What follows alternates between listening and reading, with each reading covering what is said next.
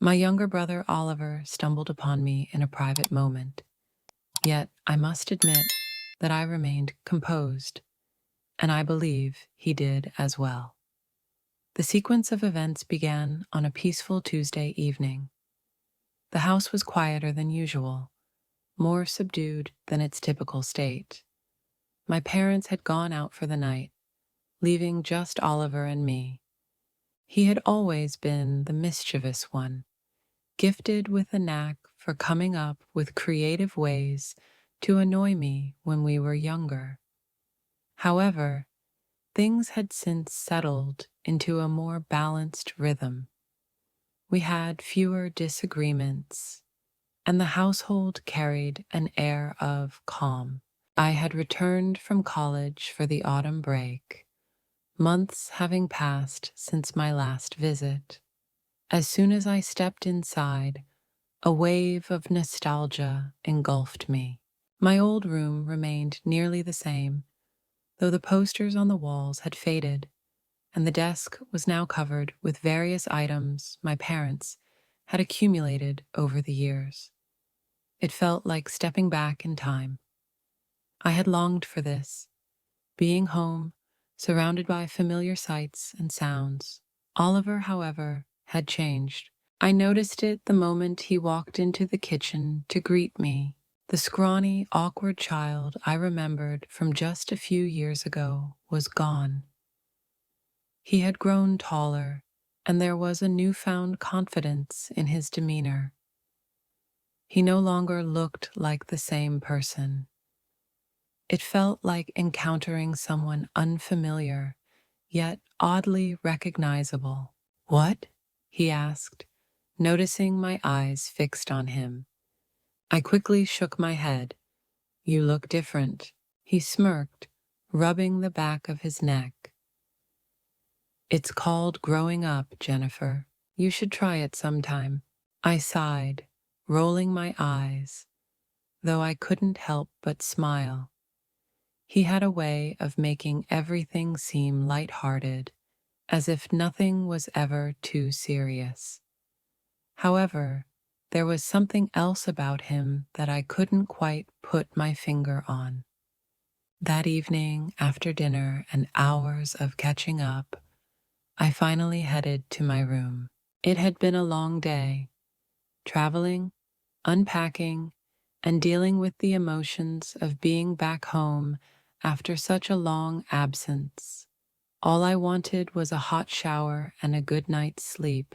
My old bed creaked as I lay down, the mattress sagging in all the familiar places. The house was silent except for the occasional sound of Oliver moving around in his room down the hall. I closed my eyes, letting the comfort of home wash over me. Yet sleep didn't come easily. Instead, my thoughts wandered. It had been a long time since I had experienced any kind of intimacy. College life was chaotic, filled with endless academic responsibilities that took priority over socializing. I hadn't had the chance to be close to anyone in months, and as I lay there in the darkness, that realization weighed on me. I shifted beneath the covers, restless, my mind drifting into unintended places. Then, without warning, I thought of Oliver. My breath caught for a moment. The memory of him in the kitchen earlier that evening resurfaced. The way his shirt clung to his frame, the effortless confidence in his smile, the warmth of his hug. I had ignored it before, but now, alone in my room, those thoughts returned, sharper and more vivid. What was wrong with me? This was Oliver, my younger brother. I shouldn't be thinking about him like this, but the more I tried to suppress the thoughts, the stronger they became. My heart pounded as I recalled the way he looked at me when I teased him, his eyes glinting with mischief. I imagined his voice, deep and playful, softly saying my name. It wasn't just his appearance that had changed. He now carried a presence that was impossible to ignore. I bit my lip, warmth spreading through me as my thoughts wandered further. My fingers hesitated beneath the blankets before I finally gave in, allowing myself to fully surrender to the moment. I closed my eyes, lost in the fantasy, and for the first time in what felt like forever, I felt truly alive. But it didn't last long. Completely absorbed in my thoughts, I was caught off guard when my bedroom door suddenly swung open. "Jennifer?" Oliver's voice broke the silence, freezing me in place, my heart stopping mid-beat. He stood in the doorway, gripping the handle, his eyes wide as he took in the scene before him. My face burned as I realized how vulnerable I was, my hands still beneath the covers, my breath unsteady. I shot upright, wrapping the blanket around myself as though it could somehow erase what he had just witnessed. "What the hell, Oliver?" I blurted, louder than I intended. "Ever heard of knocking?" I didn't know," he stammered, his own face flushing as he quickly averted his gaze, nervously rubbing the back of his neck. "I was just going to ask if you wanted to watch a movie or something." "Well, obviously I'm busy," I snapped, my voice shaking with embarrassment. "It's 11 p.m., Oliver. Go to bed." My heart pounded so loudly I was sure he could hear it. "Right," he murmured, glancing at my sheets, his tone carrying a mix of amusement and disbelief. He stole a brief glance at me, his gaze lingering for a fraction of a second before he quickly looked away again. "I'll leave you to whatever." He turned to go, but before he could close the door, the word escaped my lips before I could stop it. "Wait." I didn't know why I said it, whether it was panic or the tension between us that compelled me. The word was out before I could rethink it. Oliver paused, his hand still on the doorknob, glancing back at me. His expression was unreadable, though his face remained slightly flushed. "What?" he asked. I hesitated, my mind scrambling for something to say to salvage the moment. But the truth was, I didn't want him to leave. Not yet. I'm sorry for yelling," I said finally. He nodded briefly, locking eyes with me for a second before looking away again. "It's fine," he replied, his voice softer now. "I should have knocked." A heavy silence settled between us, thick with unspoken words. I could hear my own heartbeat in my ears, my face still hot with embarrassment. Yet, beneath it all, there was something else, something I couldn't quite name. "Are you—" I hesitated. "Would you like to come in?" The words slipped out before I could stop them. Oliver raised an eyebrow, clearly surprised. "Is that so?" I quickly responded, though my voice wavered since he was already there. He hesitated for a moment before stepping inside, closing the door behind him. Leaning against the wall with his arms folded, he watched me, his expression a mix of caution and curiosity. After a brief silence, he asked, "What exactly were you doing here?" My face grew hot again, and I let out a sigh, pulling the blanket over my head. Can we just not talk about it? Oliver chuckled quietly, the sound inexplicably tightening something in my chest. Relax, Jennifer. I'm only teasing you. I emerged from under the blanket, shooting him a glare. You're so inconsiderate. He grinned, that playful smirk making my heart pound. Yet, you love me anyway. I chose not to respond, though deep down, I knew he was right. The room felt smaller with him inside, as if the air had thickened, making it harder to breathe. He remained leaning casually against the wall, arms still crossed, his smirk lingering.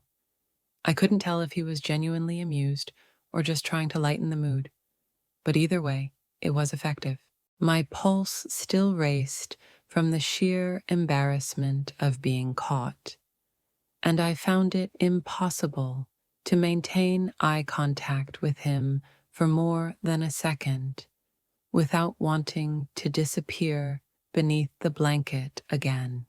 Calm down, Jennifer, Oliver said, his voice softer now.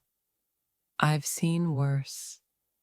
I gave him a doubtful glance, trying to regain my composure. What could possibly be more awkward than seeing your sister in that situation? He shrugged nonchalantly, his grin widening. I don't know, but once I accidentally walked in on Dad, trimming his nose hair while shirtless. That was pretty disturbing. I couldn't help it. I laughed. Not a full-blown laugh, but a surprised chuckle, enough to dissolve some of the tension. Oliver smiled, seemingly pleased, and for a brief moment, everything felt normal. Just two siblings, spending time together, free from awkwardness or underlying strain. But the feeling didn't last. The silence that followed was heavy, and I could feel his eyes lingering on me, watching too closely. It sent a shiver through me, as if he could see right past my embarrassment and into the thoughts I was desperately trying to suppress. I pulled the blanket tighter around me, as if it could shield me from whatever was shifting between us. Oliver spoke again, his voice intentionally casual. Who were you thinking about? What? My head snapped up, my cheeks burning. No one. What kind of question is that? He shrugged again, his infuriatingly calm demeanor unwavering. Just saying, you seemed pretty into it. Must have been someone important. It felt like he knew. Oliver. I threw a pillow at him, which he effortlessly caught, laughing. Can you not? All right, all right. He raised his hands in mock surrender, still chuckling. But his laughter soon faded, and his expression shifted, turning more serious. I'm just messing with you, Jennifer. No need to freak out. I exhaled sharply, running a hand through my hair. Maybe next time you should knock before barging into my room. He nodded in acknowledgement, and for a moment, silence stretched between us. I studied him then, noticing how the soft glow of my bedside lamp highlighted the sharp angles of his jaw and how his hair partially covered his eyes. He had always been a good-looking kid, but now he seemed different, older, more self-assured. It was unsettling, as if I were seeing him for the first time. Why are you looking at me like that? Oliver's voice pulled me from my thoughts, and I realized too late that I had been staring. I wasn't, I started, but he raised an eyebrow, cutting me off. You were, I sighed, pulling the blanket over my head again. Just go away, Oliver. Nope, not until you tell me what's going on. There's nothing going on, I protested, my voice muffled by the blanket. But even as I said it, I knew it wasn't true. Something was happening, something I didn't understand, something I couldn't name. His gaze, fixed on me like he could see right through me, wasn't helping. Oliver moved closer, sitting on the edge of the bed. The mattress dipped under his weight, making my breath catch. I peeked out from beneath the blanket, and he was right there, his face mere inches from mine. His expression was unreadable, his eyes searching mine, like he was trying to figure something out. "You're acting weird," he said softly. "What's wrong?" "Nothing," I whispered, but there was no conviction in my voice. "Jennifer," he said, his tone gentle but firm. "Talk to me." I hesitated, my chest tightening. I couldn't put my feelings into words, and even if I could, they would sound completely ridiculous. How was I supposed to tell him that I couldn't stop thinking about him? That all night his presence had consumed my mind? That even now, with him this close, he was all I could focus on? I swallowed hard. Tonight just feels strange. Oliver tilted his head slightly. Strange how? I couldn't answer. The words wouldn't come. I dropped my gaze, staring at the blanket bunched in my lap, silently willing him to let it go. But he didn't. He stayed right there, waiting, his presence inescapable. "Jennifer," he said again, his voice softer this time. "You can tell me." His words cut through the wall I had been trying to build. There was no teasing, no judgment, just sincerity, like he genuinely cared, and that made it even harder to hold anything back. I don't know what's wrong with me," I admitted, barely above a whisper. "I keep having thoughts that I shouldn't." My heart pounded as I forced myself to continue. "About you." The words hung between us, heavy and suffocating. My stomach twisted with dread. I couldn't believe I had said it out loud. I braced myself for his reaction, expecting him to pull away, to laugh it off, to be angry. But he didn't do any of those things. Instead, he stayed where he was, his expression unreadable. "What kind of thoughts?" he asked, his voice quiet. It didn't seem like he was surprised by my admission. I swallowed hard, my throat dry. "Thoughts. I should not dwell on this," I repeated, keeping my eyes fixed on the blanket. I couldn't understand why it had happened so suddenly. Oliver remained quiet for a long while, and with each passing moment, my chest felt tighter. To my surprise, he reached out and lightly rested his hand on my arm. The touch was hesitant, almost uncertain, yet it sent a surge through me regardless. "Jennifer," he murmured softly, his voice steady. "It's all right." I looked up at him, my heartbeat quickening. "It is?" I asked hesitantly. He nodded, his hand still resting on my arm. The words hung between us, heavy with meaning. "Yes, it is," Oliver assured me, his voice calm, though the weight of his statement pressed against my chest. I wasn't sure if I had understood him correctly, if he truly meant it, or if he was only saying it to ease the tension.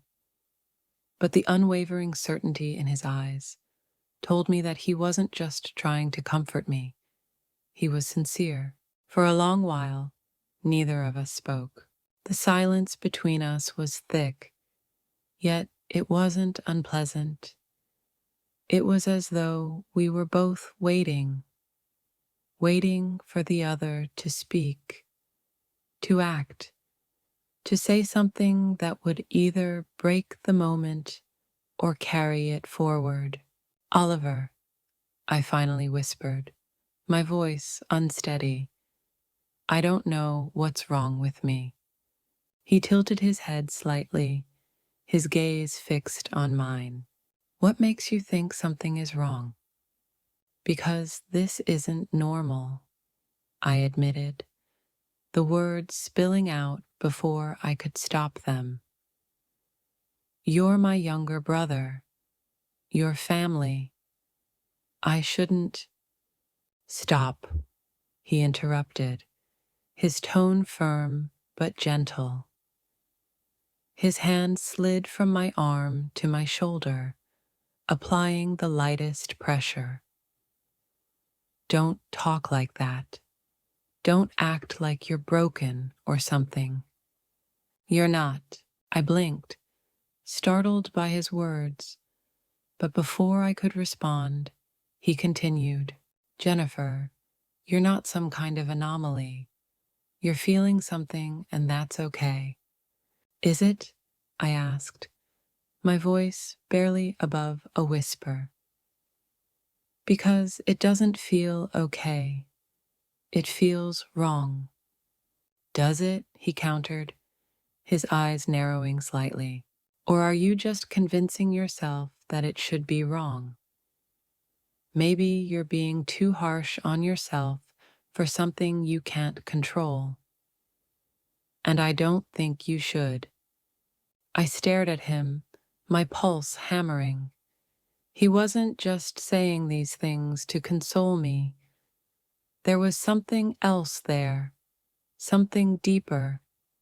I couldn't quite grasp what it was, but it sent a strange ache through my chest. "Why aren't you more concerned about this?" I asked, my voice shaking. "Shouldn't you be freaking out right now?" He shrugged slightly, his lips curling into a faint smile. "Maybe I'm just better at keeping my cool than you are." "Oliver." "Jennifer," he interrupted again, his tone gentle but unwavering. "Do you trust me?" The question caught me off guard. "Of course I do." "Then trust me when I say this doesn't have to be a problem," he said quietly. "It's just us. No one else has to understand it. No one else has to know. It's only you and me." His words sent a shiver through me, my chest tightening. The way he spoke made it sound so easy, but it wasn't. It was complicated, messy, and terrifying. And yet, the way he looked at me, the way his hand stayed on my shoulder, made me wonder if maybe, just maybe, it didn't have to be. "Oliver," I breathed, my voice barely audible. "What are you saying?" He spoke firmly, making it clear he didn't care if it was right or wrong. "I care about you. If you're feeling this, then maybe I feel it too." My breath caught in my throat as I stared at him, my mind racing. Did he really mean that? Was he truly saying what I thought he was saying? I didn't know how to respond. I didn't know what to do. My heartbeat was so loud that it drowned out everything else. Before I could stop myself, I reached out, my fingers grazing his. He didn't pull away. Instead, His fingers curled around mine, warm and steady. The simple gesture sent a wave of relief through me, but it also brought with it a feeling I couldn't name. "I don't know what to do," I admitted, my voice shaking. "I don't even know what this is." "Neither do I," he said softly. "But maybe we don't have to know. Maybe we can figure it out together." His words sent a sharp ache through my chest, and my eyes burned. I didn't know why I felt so overwhelmed, why his words affected me so deeply, but they did. I nodded slowly, tightening my grip on his hand. For a moment, neither of us moved. We just sat there, our fingers entwined, the silence between us filled with an unspoken understanding. It felt as if the rest of the world had faded away, leaving only the two of us, caught in a moment that was both impossible and inevitable. And then, before I could think too much about it, I leaned in. The kiss was soft, hesitant, both of us testing, unsure. His lips were warm, and I could feel the slight tremble in his hand as he held mine. It wasn't perfect. It was clumsy and nervous, filled with uncertainty. But it was real. It was us. When we pulled back, our eyes met, and I saw the same mixture of emotions reflected in his gaze: fear, hope, and an overwhelming sense of relief. Neither of us spoke. We didn't need to. In that moment, everything we couldn't say was understood in the silence. Oliver gave me a small, reassuring smile, his hand still wrapped around mine. "See, it's not so scary." I let out a quiet laugh, the sound unsteady but genuine. "Speak for yourself." He chuckled, and for the first time that night, I felt like I could breathe. I had a fleeting sense that, perhaps, everything might truly be fine. The atmosphere in the room felt charged after that kiss, as if something between us had fundamentally shifted. My heart pounded while my thoughts struggled to make sense of what had just transpired. Oliver remained wordless, his gaze steady as he studied me, and for the first time in a long while, I found him unreadable. There was no laughter, no teasing, no dismissal. His presence alone stirred a deep ache in my chest. "Did that seem wrong to you?" he finally asked, his voice gentle, breaking the stillness between us. I shook my head, my throat tightening around the words. "No," I replied. A faint smile touched his lips. "It didn't feel wrong to me either." I let out a shaky breath, the weight of his words settling over me. I had spent so much time convincing myself that these emotions were unacceptable, yet his quiet acceptance made them feel less daunting. "What happens now?" I whispered. Oliver gave a small shrug, his smile fading into something softer, more sincere. "I don't know, Jennifer. This is unfamiliar to me too, but I think we should take things slowly, one step at a time." His words were simple, yet they carried undeniable weight. I nodded slightly, my fingers still tangled with his. The silence returned, but it no longer felt heavy. It was soothing, as though we had finally reached a shared understanding, letting go of the tension we had carried for so long. For the first time, I felt a sense of peace. After a pause, Oliver spoke again, his tone measured. "Do you want to talk about it?" "Talk about what?" "Your recent unusual behavior," he said, a subtle smirk appearing. "To be fair, Jennifer, you've been acting quite strange." I sighed, pulling my hand away to cover my face. "You've changed," I admitted quietly, "and it's confusing me." "In what way?" he asked, tilting his head slightly. I hesitated, my face burning. "You're not the annoying kid I used to know," I finally said. "You're different now, more self-assured, more mature, and I don't know how to handle that." Oliver's smirk widened, a hint of mischief returning to his expression. "Are you saying you find me attractive?" Exasperated, I groaned. "Oh my God, shut up!" I hurled a pillow at him. He caught it effortlessly, laughing, and the sound tightened something in my chest, both comforting and infuriating. He leaned in again, kissing me once more.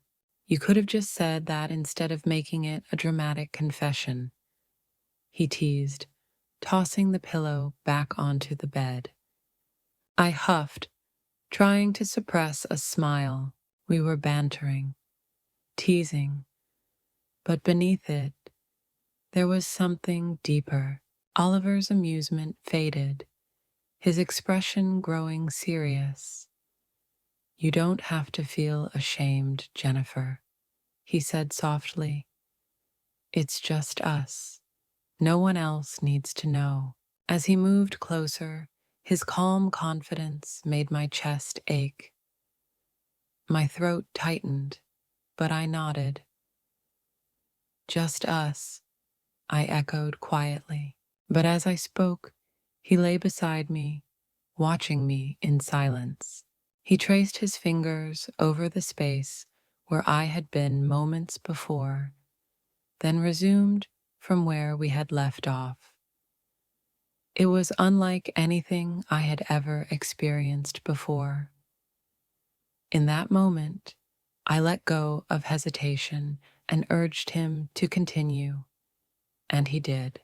I won't elaborate further, but it was, without question, one of the most significant nights of my life.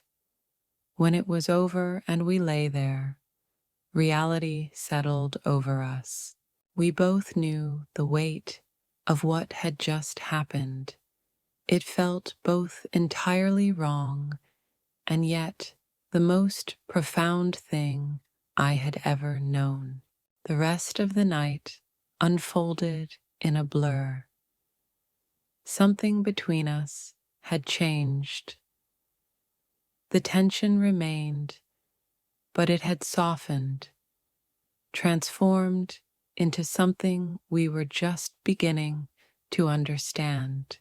We had stepped into unfamiliar territory, and now we were figuring out how to navigate it together. Oliver lingered in my room for a while, perched on the edge of the bed, as we talked about various things. It reminded me of when we were younger, staying up late and whispering secrets in the dark. But now, there was something else, something deep and unspoken between us, something neither of us fully understood. When he finally left for his own room, I felt both relieved and strangely empty. Lying back on my bed, I stared at the ceiling, my thoughts consumed by him, his kiss, the warmth of his hand in mine, the way he looked at me as if I were the only thing that mattered. It was overwhelming, inescapable, and then morning came. I woke up to the sound of footsteps in the hallway. At first, I thought it was our parents, but then I remembered they were away for the weekend, leaving only Oliver and me at home. I jumped out of bed and hurried downstairs, my heart pounding at the thought of seeing him again. I wasn't sure what to expect, maybe awkwardness or tension, but when I walked into the kitchen, I found him sitting at the table with a bowl of cereal, looking completely normal, almost too normal. "Good morning," he said, smiling at me. "Did you sleep well?" "I did," I replied, grabbing a mug and pouring myself some coffee. "And you?" he asked softly, his voice almost childlike. As I sat down across from him, I noticed his gaze lingered on me a little too long, and his smile seemed to soften slightly. It made my chest tighten again. We ate breakfast in relative silence, the occasional clink of spoons against bowls breaking the quiet. I could feel his eyes on me, which made it hard to focus on anything else. My mind kept drifting back to what had happened the night before, the kiss and his declaration that it would just be us, Jennifer. Suddenly, he broke the silence. "Are you okay?" he asked, his tone serious. I looked up, my heart racing at the weight of his question. "Yes," I answered quickly, though my voice shook. "Why wouldn't I be?" He tilted his head, studying me. "Last night was intense. I just want to make sure you're not feeling overwhelmed." "I'm fine," I said, though my cheeks flushed. He nodded, but I could tell he wasn't entirely convinced. The rest of the day passed without any major incidents, but the tension between us lingered, simmering beneath the surface. Every glance, every accidental touch of our hands felt charged, as if we were both waiting for something to happen. I didn't know what it was, but I could sense it was inevitable. The atmosphere grew heavier as the day went on, every small interaction filled with unspoken tension. I could feel it whenever Oliver looked at me, whenever he spoke, even during the quiet moments we shared in the same room. It was like a storm brewing on the horizon, and I knew it was only a matter of time before it broke. That evening, the house was quiet again. Our parents had called to say they'd be spending another night at Grandma's, leaving just Oliver and me alone. After dinner, he went up to his room, and I stayed on the couch with the TV playing softly in the background. I tried to focus on the screen, but my mind kept wandering back to the night before, his kiss and the way he'd looked at me, as if I were more than just his sister. It was both terrifying and thrilling. I was so lost in thought that I didn't notice him come back downstairs until he sat down beside me, making me jump. "Sorry," he said with a small smile. "I didn't mean to scare you." "It's okay," I replied, though my heart was still racing. We sat there for a while, the TV casting a faint glow around the room. Oliver was quiet, and so was I, but the tension between us was palpable. I could feel his eyes on me from the corner of my vision, sending a tingling sensation across my skin. "Jennifer," he said suddenly, his voice breaking the silence. "Can we talk?" I looked at him, my chest tightening at the seriousness in his tone. "About what?" "About us," he said, his gaze steady. "About last night." My stomach churned. I wasn't sure if I was ready for this conversation, but I nodded anyway. He paused, running a hand through his hair. I've been thinking about it all day, he admitted, about what happened and what it means. And? I asked, my voice barely above a whisper. He hesitated, his cheeks turning slightly pink. I don't want to pretend it didn't happen. His words sent a jolt through me, and I stared at him, my heart pounding. You don't? He shook his head, locking eyes with me. No, I don't. It didn't feel wrong, Jennifer. It felt right. His certainty made my chest ache.